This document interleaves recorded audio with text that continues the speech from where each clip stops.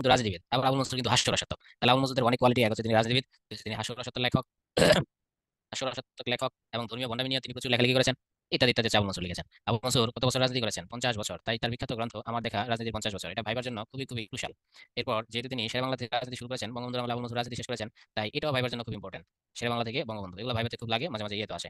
আর দেখেন তিনি পাকিস্তান আমলে রাজনীতি শুরু করেছেন, বাংলাদেশ আমলে মিনিস্টার ছিলেন, তাই তার বিখ্যাত গ্রন্থ পাক বাংলার কালচার। ঠিক আছে, পাক বাংলার কালচার। তার গল্প গ্রন্থ আয়না গল্পের মধ্যে 7টা গল্প আছে। এই 7টা গল্পের মধ্যে একটা গল্পের নাম হচ্ছে হুজুরে কেবলা, অর্থাৎ হুজুরদের ভণ্ডামি। আমি জাস্ট আয়না গল্পটা এত বিখ্যাত কেন আমি একটু বললে আপনি বুঝতে পারবেন। একটা লোক মারা যায়, একটা লোক মারা যাওয়ার পর তার খাটি করে নিয়ে আসে নামাজ পড়াইতে। এখন এই যে লোকটা মারা গেছে, সে খাটের মধ্যে শুয়ে আছে নামাজ পড়াইতে। এখন এই হুজুরদের মধ্যে তো নানা ধরনের মতভেদ আছে। এক হুজুর এসে নামাজ পড়াইবে, এসে বলে বুক বরাবর দাঁড়ায় নামাজ পড়াইতে হবে, আরেক হুজুর বলে বুক বরাবর না, মাথা বরাবর দাঁড়ায় নামাজ পড়াইতে হবে। এরপর এই দুই হুজুর একজন আরেকজনকে বেদাত, কাফের, মুনাফের মুনাফেক বলে গালি দেওয়া শুরু করলো। এরপর এই লাশকে পাশে রেখেই এই দুই হুজুর হাতাহাতিতে লিপ্ত হইলো। একটু পর এক হুজুর আরেক হুজুরকে লাশ মারা পর্যন্ত শুরু করলো। তো এইসব নিয়ে রচিত একটা বিখ্যাত গল্প আছে। আর একটা গল্প আছে হুজুর কেবলা, সেটা ডিগ্রিতে আছে। ডিগ্রিতে হুজুর কেবলা গল্পের মধ্যে আমরা দেখতে পাই একজন হুজুর থাকে, সেই হুজুর অনেক সাগরেদ থাকে, তিনি আবার জিন টিন ইত্যাদি পালতে পারে। ধরেন কেউ পাগল হয়েছে, তাহলে হুজুরের কাছে নিয়ে গেলে হুজুর বৈঠক বসায়, চারপাশে অন্ধকার করে দিয়ে বৈঠকে সে জিন হাজির করে নিয়ে আসে। জিন হাজির করে, এমনকি সে রাসূলকে পর্যন্ত হাজির করে ফেলে। হাজির করতে করতে সে জিনের মাধ্যমে সে মানুষের অসুখ ভালো করে দেয়। এরপর একদিন এক ভক্ত হুজুরের কাছে তার স্ত্রীকে নিয়ে আসে, কিন্তু হুজুরের আবার সেই ভক্তের স্ত্রীকে ভালো লেগে যায়। তখন এই জিন ছাড়াইতে যাওয়ার সময় হুজুর বলে যে এই জিন সহজে যাবে না। কেন যাবে না? কারণ এই মহিলার সাথে যে পুরুষের বিবাহ হয়েছে সে পরেশগার নয়। তখন জিনের জিজ্ঞাসা করে, জিন তুমি কি হলে এই নারীকে ছেড়ে যাবে? পরে জিন উত্তর দেয়, হুজুর আমি যদি আপনার মতো কোনো পরেশগার লোক এই নারীকে বিয়ে করে তাহলে আমি ছেড়ে দেবো। পরবর্তীতে কৌশলে সে তার সাগরেদের স্ত্রীকে বিয়ে করে ফেলে। এসব নিয়ে হচ্ছে হুজুরে কেবলা, আয়না গল্পের কথা বলছিলাম। এরপর একটা আছে গো কাতকা দেশ, গুরুর দেশ। আবুল মনসুরের একটা গল্প আছে গুরুর দেশ। এই গুরুর দেশে যেহেতু হিন্দুদের সাথে গরু খাওয়া নিয়ে মুসলমানদের একটা বিশাল ঝামেলা আছে। গরু খাওয়া যাবে কি যাবে না, গরু জবাই করা যাবে কি যাবে না। তখন আবুল মনসুর দেখাইলেন গরু জবা যদি আমরা না করি, না খাই, তাহলে কি অবস্থা হবে। একদিন আবুল মনসুর ঘুমায় গেছিলেন। এরপর তিনি স্বপ্নে দেখা শুরু করলেন যে তিনি বের হয়েছেন, তার স্ত্রী প্যান প্যান করতেছে, স্ত্রীর সাথে রাগ করে বের হয়ে গেছেন, স্ত্রী দূরে নিখে বের হয়ে তারপর তিনি দেখলেন যে চারপাশে গরুর দুধে ভাসিতেছে। এরপর তিনি একটা নৌকা নিলেন, নৌকা নিয়ে বন্ধুদের সাথে ভ্রমণে বের হলেন। এরপর কোনো পানি পাইলেন না, চারপাশে গরুর দুধ আর গরুর দুধ। একটু পর সেই দুধের মধ্যে ঝড় উঠিল। আবুল মনসুরের নৌকা ক্যাপসাইজ উল্টে গেল। উল্টে যাওয়ার পর ভাসতে ভাসতে ভাসতে ভাসতে সে হিমালয় পর্বতে গিয়ে আবুল মনসুর ধাক্কা খেলো। গিয়া দেখেন চারপাশে কোনো মানুষ নাই, সব মানুষ দুধের সাগরে ভাইসা মরে গেছে গা। এই হিমালয় পর্বত গরুদের দখলে চলে গেছে। একজন গরু আইসা আবুল মনসুরের পেটের মধ্যে পাড়া দিবে। কেন? অপরাধ কি আবুল মনসুরের? এই আবুল মনসুর তুই মুসলমান, তোরা আমাদের খায় ফেলিস, আমরা গরু জাতি মুসলমান সহ্য করতে পারি না, তো পেট পাড়ায় একটা গেলাম। তখন আবুল মনসুর গরুর হাত পা ধরে বলে, বাইরে আমি তোমাদের পক্ষে কলকাতার আনন্দবাজার পত্রিকায় অনেক লেখালেখি করেছি, আমি গরু খাওয়ার বিপক্ষে। এইভাবেই আপনার গল্পটা এগিয়ে যায়। তাহলে যেখানে ধর্মীয় ভণ্ডামি আছে সেখানে আপনি বুঝতে পারেন নজরুল, নজরুল কি একটু বলেন তো, নজরুল খুব বেশি ভালোবাসিত নাকি ধর্মকে খুব বেশি ভালোবাসিত, নাকি ধর্মকে খুব বেশি ভালোবাসিত না? এক না দুই, নজরুলের কোনটা ঘটিত বলেন? গোকালতাকে দেশ, গল্পটার নাম হচ্ছে গোকালতাকা দেশ, তাহলে অ্যান্সার হবে দুই। এই দুই হওয়ার কারণেই যেখানে ধর্মীয় ভণ্ডামি আছে সেখানে নজরুলের একটা আগ্রহ আছে। এই জন্য এই আয়না গল্পটা যেহেতু ধর্মীয় ভণ্ডামির বিরুদ্ধে রচিত, তাই নজরুল এটার ভূমিকা লিখেছিলেন। তাহলে আমরা আগে তো বলেছিলাম আবুল মনসুর যদিও রাজনীতিবিদ, তার মধ্যে কি একটা হাস্যরস আছে। তারপর দেখেন তার এই আয়না হাস্যরসাত্মক গল্প। ফুড কনফারেন্স, ফুড কনফারেন্স হচ্ছে যেহেতু তিনি রাজনীতিবিদ ছিলেন, রাজনীতিবিদ হলে বিভিন্ন ফ্লাডের সময় কি করা হয়, বিভিন্ন দুর্যোগে খাবার দেওয়া হয়। খাবার দিলে এগুলো রাজনীতিবিদদের নিয়ন্ত্রণের মাধ্যমে খাবারগুলো কি করা হয়, পৌঁছানো হয়। তখন এই খাবারগুলো পৌঁছাইবার সময় কিভাবে রাজনীতিবিদরা এই খাবারগুলো নিজেরাই খায় ফেলে গরিব মানুষের না দিয়ে, ওটা নিয়ে রচিত হয়েছে ফুড কনফারেন্স। আসমানি পড়তা আদু ভাই, আদু ভাই তো আপনারা পড়েছেন, আদু ভাই গল্প সবাই জানেন। তো সেই হিসাবে তার এটা পড়বেন, এটা পড়বেন, তার সব পড়তে হবে। আর ভাই আজ সত্য মিথ্যা জীবন ক্ষুধা, এবার জীবন ক্ষুধা আমরা আগে বলেছি নজরুল আর মনসুরের মধ্যে বন্ধুত্ব ছিল। সেই বন্ধুত্বের আরেকটা নিদর্শন আমরা দেখতে পাচ্ছি। হুম, নজরুল লিখেছেন মৃত্যু ক্ষুধা। নজরুলকে এই নামটাকে নকল করে আবুল নজরুল লিখেছেন জীবন ক্ষুধা। এরা কিন্তু একজন একজনকে জেনে শুনে লিখেছেন, কাকতালীয় ভাবে নয়। তাহলে এই আবুল মনসুরের সবই আমাদের পড়তে হবে, ঠিক আছে? আবুল মনসুর আমরা পরে শেষ করলাম। আমরা এখন বিভূতিভূষণ বন্দ্যোপাধ্যায় যেতে পারি। বিভূতিভূষণ বন্দ্যোপাধ্যায়। হুম, বিভূতিভূষণ বন্দ্যোপাধ্যায় আমরা কি করলাম, চলে আসলাম। বিভূতিভূষণ বন্দ্যোপাধ্যায় সম্পর্কে আমরা প্রথমে যা করবো, বিভূতি মানে হচ্ছে কি সম্পদ, আর ভূষণ মানে কি পরিপূর্ণ। যদিও বিভূতিভূষণ কিন্তু আসলে তিনি অত্যন্ত কি ছিলেন, দরিদ্র ছিলেন। ঠিক আছে, দরিদ্র থাকলেও সে বিয়ে করেছে বিভূতিভূষণ দুইটা। একটা বিয়ে করেছে কলকাতা, আরেকটা বিয়ে করেছে আমাদের এলাকায় বিক্রমপুর বা মুন্সিগঞ্জ। ঠিক আছে, মুন্সিগঞ্জ আপনারা জানেন কিনা, মুন্সিগঞ্জ কিন্তু পদ্মা নদীর পাড়ে। এই মুন্সিগঞ্জে কেদার রায়, রাজা কেদার রায়ের বাড়ি ছিল। এই কেদার রায়ের বাড়ি পদ্মা নদী ভেঙে ফেলেছে, তাই পদ্মা নদীর অপর নাম হয়েছে কীর্তিনাশা। এই মুন্সিগঞ্জের পাশেই বিক্রমপুরে ছিল কেদার রায়ের বাড়ি। তারপর হচ্ছে রাজবল্লভ, পলাশী যুদ্ধে যে বেঈমান রাজবল্লভ, তারপর পলাশী যুদ্ধের বেঈমান রায় দুর্লভ, এদের সবার বাড়ি ছিল কিন্তু এই মুন্সিগঞ্জের পদ্মার পাড়ি। এদের বাড়ি ভেঙে ফেলেছে পদ্মা নদী, তাই পদ্মা নদীর অপর নাম কি কীর্তিনাশা। তাহলে দেখেন এই কেদার রাজ নামে একটা উপন্যাস আছে। যেহেতু সে শ্বশুর বাড়ি তার বিক্রমপুর বা মুন্সিগঞ্জ, সে মুন্সিগঞ্জে এসেছে, কেদার রায় সম্পর্কে জেনেছে, কেদার রায় সম্পর্কে জেনেই তিনি কিন্তু এই উপন্যাসটা লিখেছে। সেই উপন্যাসটার নাম কি, কেদার রাজ। বিভূতিভূষণের জীবনের ছায়া সব জায়গায় পড়েছে। আমরা পড়েছিলাম বিভূতিভূষণ দরিদ্র, শুধু দরিদ্র নয়, বিভূতিভূষণ অতি দরিদ্র ছিল। অতি দরিদ্র থাকার ফলেই আমরা যে তার উপন্যাস, সেই উপন্যাসের প্রথমটা হচ্ছে পথের পাঁচালী। এই পথের পাঁচালী উপন্যাসে কিন্তু আপনার দুঃখ আর দুঃখ, এখানেও কিন্তু দরিদ্রের ছায়া আছে। তার আরেকটা উপন্যাস হচ্ছে আরণ্যক, এখানেও বিভূতিভূষণের দারিদ্রের ছায়া আছে। কিভাবে আমরা একটু দেখি, আরণ্যকে দারিদ্রের ছায়া আছে, দরিদ্র মানুষ তো দরিদ্র নিয়ে লিখবে। রবীন্দ্রনাথ জমিদার ছিলেন, জমিদার নিয়ে লিখছেন। নজরুল দরিদ্র ছিলেন, দরিদ্র নিয়ে লিখছেন। বিভূতিভূষণ দরিদ্র ছিলেন, দরিদ্রের দুঃখ কষ্ট বুঝতেন, দরিদ্র নিয়ে লিখছেন।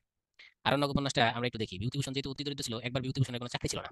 চাকরি না থাকার ফলে তার এক বন্ধুর হাতে পায়ে ধরে বন্ধুর বাবার এস্টেট মানে হচ্ছে চায়ের বাগানে বা বিশাল জমিদারিতে তিনি ম্যানেজার হিসেবে দায়িত্ব নিয়েছিলেন। তখন এই বিহারি তিনি একটা এস্টেটের ম্যানেজার, জমিদারিত্ব দেখাশোনা করতেন। তখন এক পাহাড়ি মেয়ের প্রেমে পড়েছিলেন বিভূতিভূষণ। এই যে এস্টেট কিভাবে চলে, এস্টেটে কি কি ধরনের চাষ হয়, পাহাড়িরা কিভাবে তাদের জীবন নির্বাহ করে, সেই পাহাড়ি মেয়ের প্রেমে পড়ার পর বিভূতিভূষণ সেই পাহাড়ি মেয়ের প্রেম পেয়েছিলেন কি পান নাই। পাহাড়ি মেয়ের বিয়ে করতে গেছিলেন, এই মেয়েরা পাহাড়ি লোকেরা আবার বাঙালিদের সাথে বিয়ে দেয় না, বিভূতিভূষণকে মাইরা ফেলতে মানে জবাই করতে চাচ্ছিল। এইসব নিয়ে রচিত তার বিখ্যাত উপন্যাসের নামই হচ্ছে আরণ্যক। তাহলে দেখেন, আরণ্যকের কাহিনীও কিন্তু তার নিজের কাহিনী, প্রেমের কাহিনী, পাহাড়ি মেয়ের সাথে তার প্রেমের কাহিনী। তারপর সেই চাকরি ছেড়ে পালানোর কাহিনী, তাকে জবাই করতে চেয়েছিল পাহাড়িরা। তাহলে পথের পাঁচালীতে তার ব্যক্তি জীবনের ছায়া পড়েছে দুঃখবোধ। আরণ্যক তো ডাইরেক্ট তার নিজের কথা। এরপর বিশ্বযুদ্ধের সময় তিনি খুব অভাবের মধ্যে ছিলেন বিভূতিভূষণ বন্দ্যোপাধ্যায়। বিশ্বযুদ্ধের সময় অভাবের মধ্যে ছিলেন বিভূতিভূষণ বন্দ্যোপাধ্যায়। বিশ্বযুদ্ধের সময় একটা বিখ্যাত উপন্যাস লিখেছেন, সেটাও অভাবের উপন্যাস। তার সেই বিখ্যাত উপন্যাসের নাম কি? অশনি সংকেত। অশনি সংকেত, এটা বিশুদ্ধের ঘটনা। অশনি সংকেত উপন্যাসে আমরা দেখতে পাই একটা মেয়ে থাকে অত্যন্ত সুন্দর, যুদ্ধের আগে। এই মেয়েটাকে ভালোবাসিত একটা কালো লোক। তখন এই কালো লোকটার প্রেমে এই মেয়েটা কিন্তু রাজি হয় না, অশনি সংকেত। মেয়েটা রাজি হয় না, সুন্দরী মেয়ে রাজি হয় না। কিন্তু বিশ্বযুদ্ধ শুরু হইলে, যখন 1943 সালে দুর্ভিক্ষ দেখা দেয়, তখন এই যে লোকটা কালো ছিল প্রথমে, কিন্তু কিছুদিনের মধ্যে সে ব্রিক্সফিল্ডে চাকরি করতো।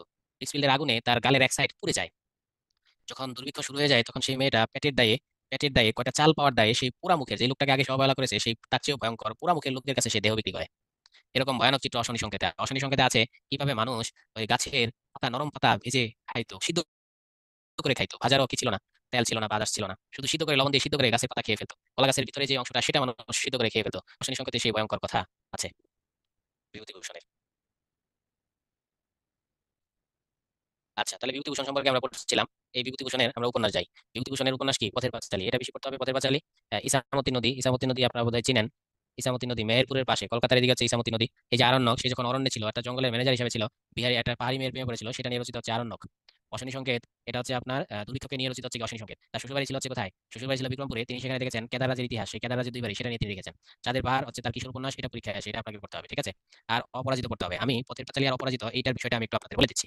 তার প্রথম এবং শ্রেষ্ঠ উপন্যাস কি? পথের পাঁচালী। এই পথের পাঁচালীর পরের উপন্যাসই হচ্ছে তার অপরাজিত।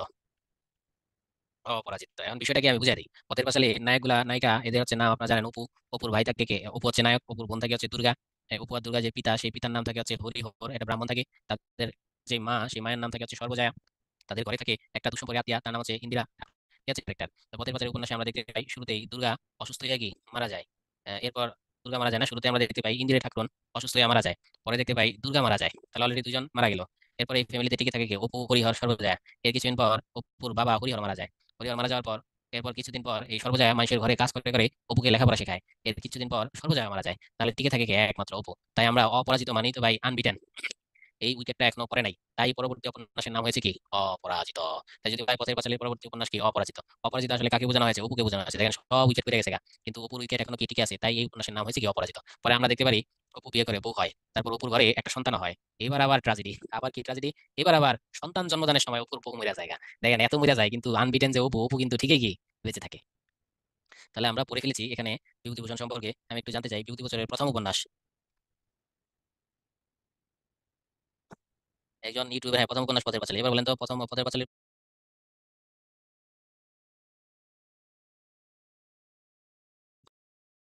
উপন্যাসটা, প্রথম উপন্যাসের নাম হচ্ছে পথের পাঁচালী। এখানে দরিদ্র জীবন, দেখেন এটা আবার পরীক্ষা আসে। পথের পাঁচালী উপন্যাসে কয়টি খণ্ড আছে, এটাও পরীক্ষা এসেছে। তাহলে প্রথম উপন্যাসে তিনটি খণ্ড। একটি হচ্ছে বল্লালী বালাই। রাজা বল্লাল সেন একটা আইন তৈরি করেছিলেন, সেটা হচ্ছে কুলীন প্রথা। একজন কুলীন ব্রাহ্মণ 100-র মতো বিয়ে করতে পারে। এবার খেয়াল করে দেখেন, একজন উচ্চ বংশীয় কুলীন ব্রাহ্মণ 100-র মতো বিয়ে করতে পারলে ব্রাহ্মণ যখন মারা যায় বিধবা হয়তো 100। তাহলে এই প্রথম অংশটার নাম বল্লালী বালাই কেন দিয়েছিল?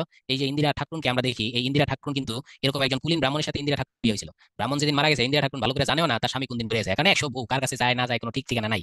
এই ইন্দিরা ঠাকুর মারা যাওয়ার পর তার তো আর কোনো সন্তান সন্ততি ছিল না, তখন সে কিন্তু এই উপদের বাড়িতে এসে ঠাঁই নিল। তার সারাটা জীবন মানুষের বাড়িতে অযত্নে অবহেলায় তার জীবনটা শেষ হলো। তাই প্রথম অংশের নাম কি? বল্লালী বালাই। এরপরের অংশটাই দেখতে পাই আমাটির ভেপু।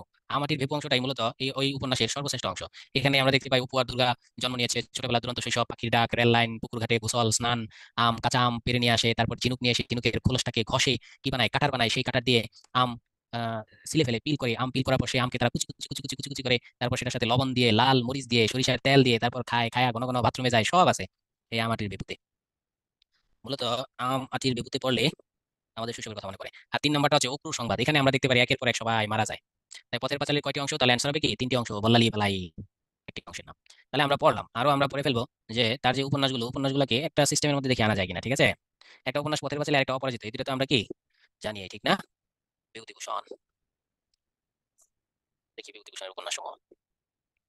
আচ্ছা, বাস এসে চলে গেছে। তাহলে ইসামতি উপন্যাসটা তার কোন জায়গায় সেটা আমরা একটু ইসামতি উপন্যাসটা সম্পর্কে একটু বলে দিই। এই যে যদি আমরা বাংলাদেশটাকে দেখি, ইসামতি নদীর আশেপাশে বাড়ি এরকম কেউ আছেন এখানে ভাইয়া? ইসামতি নদীর আশেপাশে বাড়ি এরকম কেউ আছেন এখানে? আছেন? সাকিব ভাই, সাকিব ভাই, ইসামতি নদী কোন জেলার পাশ দিয়ে গিয়েছে বলেন? ইসামতি নদীর কোন জেলার পাশ দিয়ে গেছে? হ্যাঁ, কুষ্টিয়া জেলা, থ্যাংক ইউ। এই মূলত মেহেরপুর কুষ্টিয়া, এই যে আপনারা জানেন এই জায়গায় কিন্তু মেহেরপুর কুষ্টিয়া, এদিক দিয়ে একটা ইসামতি নদী, আবার এর পাশ থেকে কিন্তু এই কলকাতা কিন্তু কাছে, বিভূতিভূষণের বাড়ি এই অঞ্চলটাতে। এই বিভূতিভূষণ ইসামতি নদী সম্পর্কে খুব ভালো জানেন। ইসামতি নদী আমাদের মেহেরপুর কুষ্টিয়ার পাশে আছে, এখানে একটুখানি আছে। এই জন্যই তিনি একটি বিখ্যাত উপন্যাস লিখেছেন, সেই উপন্যাসের নাম কি? ইসামতি নদীর পারে ছেলেদের জীবন নিয়ে রচিত একটি বিখ্যাত উপন্যাস ইসামতি। এই উপন্যাসটা নিয়ে কি হয়েছে? মুভিও হয়েছে। এবার দেখেন তার মুভি হয়েছে যেগুলো, এটা আবার পরীক্ষা আসে নিচের কোনটি মুভি হয়েছে। এক হচ্ছে তার পথের পাঁচালী মুভি হয়েছে, তার অপরাজিত, বিভূতিভূষণের অপরাজিত, এটা নিয়েও মুভি হয়েছে। বিভূতিভূষণের ইসামতি উপন্যাস, এটা নিয়েও কি হয়েছে? মুভি হয়েছে। বিভূতিভূষণের শিশুতোষ রচনা চাঁদের পাহাড়, এটা নিয়েও মুভি হয়েছে। চাঁদের পাহাড়, এটা নিয়েও মুভি হয়েছে। বিভূতিভূষণের এই অশনি সংকেত, মানে ইয়ের উপন্যাস, অশনি সংকেত, বিশ্বযুদ্ধকালীন দুর্ভিক্ষের উপন্যাস, সেটা নিয়েও কি হয়েছে? মুভি হয়েছে। তাই এই সব কয়টা পড়তে হয়, ঠিক আছে? এই সব কয়টাই গুরুত্ব দিয়ে পড়বেন। ও আদর্শ হিন্দু হোস্টেল, বিভূতিভূষণের আদর্শ হিন্দু হোস্টেল, আদর্শ হিন্দু হোস্টেল, এটা নিয়েও কিন্তু কি হয়েছে? মুভি হয়েছে। বিভূতিভূষণের আদর্শ হিন্দু হোস্টেল, এটা নিয়েও মুভি আছে। এই কয়টা নিয়ে মুভি আছে, এই কয়টা একটু বেশি মনোযোগ দিয়ে পড়তে হবে, এই কয়টাই বেশি পরীক্ষা আসে। আর বিভূতিভূষণের জন্য গুরুত্ব ইম্পর্টেন্ট আছে ত্রিনাঙ্কুর, বিভূতিভূষণের জীবনীর নাম ত্রিনাঙ্কুর। মেঘমল্লার কিন্নর দল মরিফুল, আমি তার একটা গল্প, ছোট গল্প খুঁজতেছি। বিভূতিভূষণ যৌতুক নিয়ে একটা বিখ্যাত গল্প লিখেছে, সেই গল্পটা হচ্ছে পুইমাচা। আমি তার পুইমাচা গল্পটা খুঁজতেছি, এখানে তো বিভূতিভূষণের পুইমাচা ছোট গল্প দেখতে পাচ্ছি না, ব্যাপার কি? পুইমাচা, পুইমাচা কই? আচ্ছা এখানে নাই, তারপর আমি লিখে দিচ্ছি বিভূতিভূষণের সর্বশ্রেষ্ঠ গল্পের নাম হচ্ছে পুইমাচা। এই পুইমাচা গল্পটা থেকে বেশি পরীক্ষা আসে কেন? এটা ডিগ্রি সিলেবাসে আছে। এখানে আমরা দেখতে পাই খ্যাতি নামে একটা মেয়ে থাকে। এই খ্যাতি মেয়েটা পুঁইশাক খুব ভালোবাসতো। বাবা মার বাড়িতে যখন থাকে তখন বাবা মা তাকে আদর করে পুঁইশাক খাওয়াইতো, বলে থাকে। মেয়েটাকে যখন বিয়ে দেয় খেন্তি, বললাম খেন্তি কিন্তু খেতে ওটাকে, যখন খেন্তিকে বিয়ে দিয়ে দেওয়া হয় তখন শ্বশুর বাড়িতে যাওয়ার পর যৌতুকের অত্যাচারে অত্যাচারে মেয়েটা লাস্ট পর্যন্ত মারাই যায়। তো এই গল্পটার পুঁইমাচা গল্পের মধ্যে আমরা দেখি একটা বাবা মা কত আদর করে তার মেয়েটাকে লালন পালন করে, তার একটা ছোট শখ সেটার দিকে কত গুরুত্ব দেয়। মেয়েটা পুঁই শাক পছন্দ করে বলে পুরো বাড়ি জুড়ে পুঁইশাক লাগায় রাখে, অথচ সেই মেয়েটাই শ্বশুর বাড়ি গিয়ে অযত্নে অবহেলায় মাইরে অত্যাচারে লাস্ট পর্যন্ত মারা যায়। কত ভয়ঙ্কর একটা অভিশাপ ছিল যৌতুক। তাহলে পুঁই মাছা গল্পটি কার? বিভূতিভূষণ বন্দ্যোপাধ্যায়। আশা করি সবারই এটা মনে থাকবে। হ্যাঁ, পুঁই মাছা ছোট গল্প, থ্যাংক ইউ। আচ্ছা, তাহলে আমরা বিভূতিভূষণ মোটামুটি পড়লাম। বলেন তো দেখি অশনি সংকেত কোন ঘটনা অবলম্বনে রচিত? বিভূতিভূষণের অশনি সংকেত কোন ঘটনা অবলম্বনে রচিত? উম দুর্ভিক্ষ, দুর্ভিক্ষ, হ্যাঁ দুর্ভিক্ষ অবলম্বনে রচিত অশনি সংকেত। অপরাজিত, এই অপরাজিত বলতে কাকে বোঝানো হয়েছে? কোন ক্যারেক্টারকে বিভূতিভূষণ অপরাজিত নাম দিয়েছেন? অপু, অপু সব মরে গেছে, এখন অপু বেঁচে রয়েছে। ইন্দিরা ঠাকুর এই যে মারা গেল, তার স্বামী এত শত শত বিয়ে করলো, এই এটাকে নাম দেওয়া হয়েছে, কি নাম দেওয়া হয়েছে? পথের পাঁচালী তিনটা খণ্ডের প্রথম খণ্ডের নাম কি? বল্লালি পালাই হয়ে গেছে, পরে আমাটির বেপক। ওকে, এটা আপনারা পড়বেন। কাজী আব্দুল ওয়াদুদ সম্পর্কে আমরা পড়েছি, তিনি ঢাকার এই শিক্ষা পত্রিকা আন্দোলনের সাথে যুক্ত ছিলেন। এই আন্দোলনের নাম কি? বুদ্ধিমুক্তি আন্দোলন। তাহলে বুদ্ধিমুক্তি আন্দোলনের পরনে থাকে কাজী আব্দুল ওয়াদুদ। মোহাম্মদ ওয়াজিদ আলী পড়ার দরকার নাই, নিষ্প্রয়োজন।